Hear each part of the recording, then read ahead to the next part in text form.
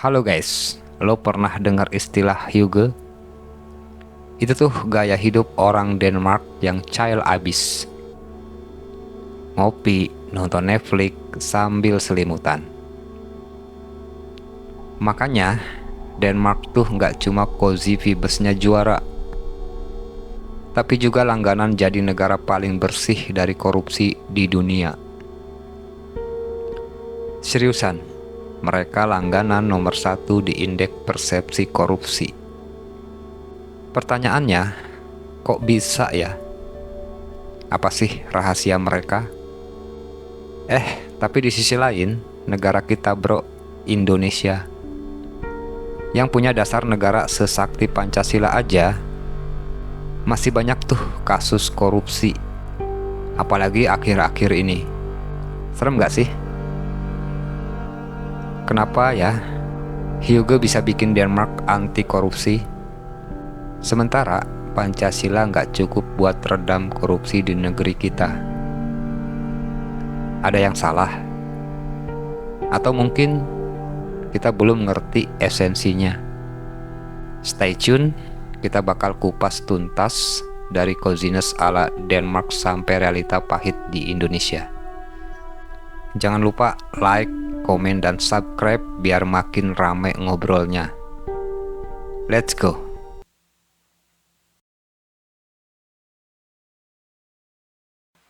Apa sih hygge itu? Nah, bayangin gini.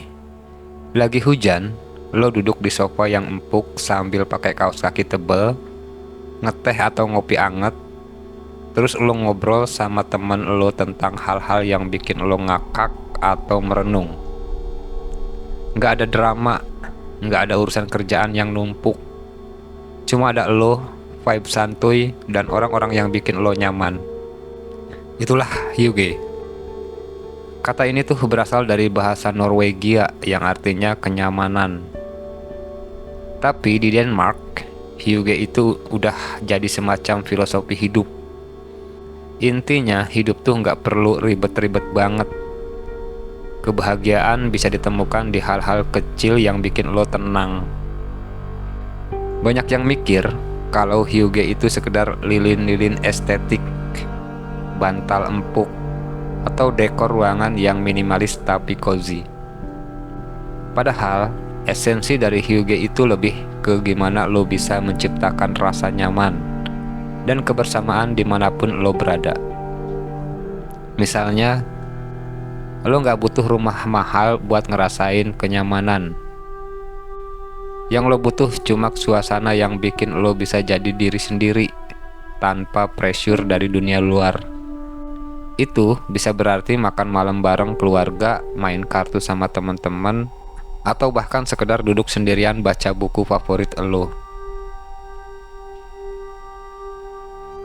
Nah, ini nih yang bikin Denmark beda. Filosofi hygge ini nggak cuma diterapin di rumah, tapi juga dalam kehidupan sosial mereka. Orang Denmark tuh terkenal banget dengan tingkat kepercayaan sosial yang tinggi. Mereka percaya satu sama lain. Kalau lo naruh dompet lo di tempat umum, besar kemungkinan itu bakal balik ke lo tanpa kurang sepeser pun. Kenapa? Karena masyarakat mereka solid banget. Hygge itu ngajarin buat nggak egois, nggak serakah, dan selalu peduli sama orang lain. Filosofi ini bikin mereka nggak mikir buat korupsi atau ngambil hak orang lain. Soalnya, korupsi itu bakal ngerusak vibe santuy mereka. Coba bayangin, lo lagi kumpul sama teman-teman di ruang tamu yang cozy, makan cemilan, ketawa-ketawa. Terus ada satu orang yang tiba-tiba cerita kalau dia habis main proyek dan dapat duit dari jalan yang nggak bener. Wah, suasana langsung berantakan bro. Di Denmark, hal kayak gini tuh nggak cuma dianggap ilegal, tapi juga nggak etis banget. Di sana, korupsi itu dianggap sebagai penghancur harmoni sosial. Kalau ada pejabat korup, otomatis masyarakat kehilangan kepercayaan. Kalau kepercayaan hilang, ya udah bubar semuanya. Makanya mereka bener-bener ngejaga banget biar vibe santuy ala Hyuga ini nggak dirusak sama orang-orang yang nggak jujur. Uniknya lagi, Hyuga ini juga diterapin di level pemerintahan. Gimana caranya?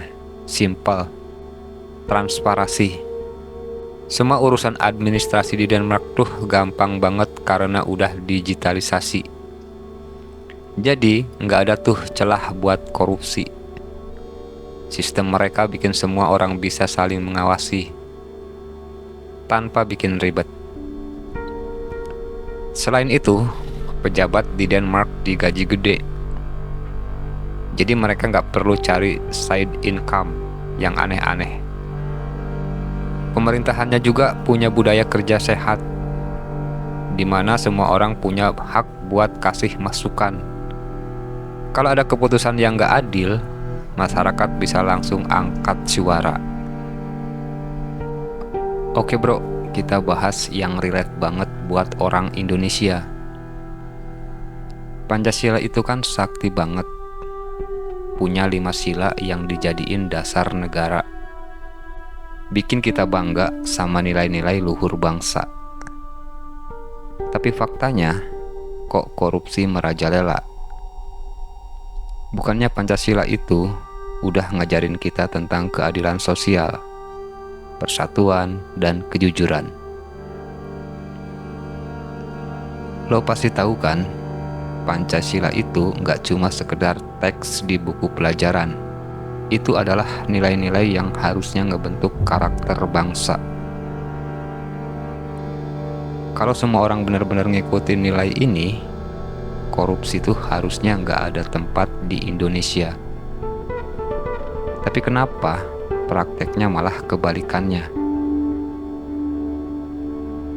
Nah, masalahnya Pancasila sering banget cuma dijadiin slogan. Orang tahu sila-silanya, hafal luar kepala, tapi nggak bener-bener ngejalanin nilai-nilainya dalam kehidupan sehari-hari. Ibaratnya tahu teori diet sehat, tapi tetap doyan makan gorengan tengah malam. Misalnya, pejabat sering ngomong soal keadilan dan kerja buat rakyat, tapi di balik layar mereka sibuk potong kue proyek pemerintah. Di level bawah, masyarakat juga kadang permisif. Kayak, korupsi sih udah biasa, nggak mungkin hilang. Salah satu masalah kita adalah budaya feodal yang masih nempel. Pejabat dianggap superior, jadi jarang ada yang berani ngekritik atau ngawasin. Kalau di Denmark, budaya egaliter mereka bikin pejabat sama rakyat itu setara. Mau lo presiden atau petugas kebersihan, semuanya punya hak dan kewajiban yang sama. Di sini, banyak yang nganggap pejabat itu untouchable. Budaya ini bikin korupsi jalan terus karena orang-orang di atas nggak pernah takut dapat konsekuensi serius. Di Denmark, hukum itu tegas dan nggak pandang bulu. Korupsi kecil aja bisa bikin lo dibui. Tapi di Indonesia, kadang hukum terasa tegas ke yang kecil-kecil, tapi lembek ke koruptor besar. Ini bikin rasa keadilan masyarakat terkikis. Contohnya, ada kasus maling ayam yang dihukum berat, tapi koruptor triliunan, miliaran, ratusan juta rupiah malah dapat remisi. Di mana rasa adilnya, bro? Kalau di Denmark punya Hyuga, Indonesia punya Pancasila. Keduanya ini sama-sama filosofi yang jadi panduan hidup masyarakatnya. Tapi jelas beda konteks budaya, sejarah, dan cara ngejalaninnya. Filosofi Hugo lebih ke arah personal dan sosial. Gimana lo bisa menciptakan kebahagiaan dalam hal-hal kecil. Denmark ngejalanin ini dengan low key vibes. Nggak ada drama, nggak ada persaingan, nggak penting. Ini juga ngebangun solidaritas sosial, yang jadi salah satu alasan kenapa mereka benci banget sama korupsi. Filosofi Pancasila lebih kompleks, bro. Dia nggak cuma ngomongin kebahagiaan personal, tapi gimana individu dan masyarakat bisa hidup harmonis dalam berbagai aspek spiritual, sosial, politik, ekonomi. Jadi, konteksnya jauh lebih luas dan penuh tanggung jawab. Denmark bikin Hugo kayak bagian dari DNA mereka. Semua aspek kehidupan dari desain rumah sampai cara mereka kerja mencerminkan Hugo. Contoh, ruang kerja di Denmark sering dirancang nyaman biar orang enggak stres. Sistem kerja juga santuy, lebih fokus ke hasil daripada jam kerja panjang. Pancasila di sisi lain sering jadi teori doang, bro. Boro-boro masuk ke desain rumah atau tempat kerja. Kadang di level kebijakan aja banyak yang masih jauh dari nilai-nilainya. Misal, sila kelima, soal keadilan sosial. Sering banget dilanggar sama ketimpangan ekonomi dan korupsi. Korupsi yang udah sistemik bikin nilai-nilai Pancasila sering diabaikan. Dari Hugo, Indonesia bisa belajar soal kebahagiaan sederhana dan solidaritas. Kalau masyarakat lebih fokus ke kebersamaan dan rasa nyaman bareng, mungkin kita bisa ngurangin budaya individualis yang sering jadi bibit korupsi. Kalau mau Pancasila menang kayak Hugo, kita perlu usaha ekstra. Mulai dari edukasi yang beneran soal nilai-nilai Pancasila, pembenahan sistem hukum, sampai transformasi budaya masyarakat. Hugo itu soal kenyamanan, tapi Pancasila itu soal keadilan dan harmoni yang lebih besar. Jangan kalah dong sama negara kecil. Kalau lo punya pendapat lain, komen di bawah ya. Jangan lupa like, share, dan komen video ini. Sampai ketemu di video berikutnya.